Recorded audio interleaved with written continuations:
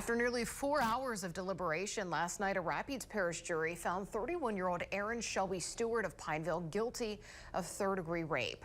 The Rapides Parish DA's office said testimony showed Stewart followed a 26-year-old woman into the bathroom of East Side Daiquiris on Highway 28 East in Pineville on February 4th last year and sexually assaulted her. That incident was investigated by the Pineville Police Department. Assistant District Attorney Brian Tespiva, who prosecuted the case, said Stewart was a patron of the bar. Testimony started on Wednesday, and we're told the jury deliberated nearly 4 hours before reaching a verdict last night, shortly before 9 p.m.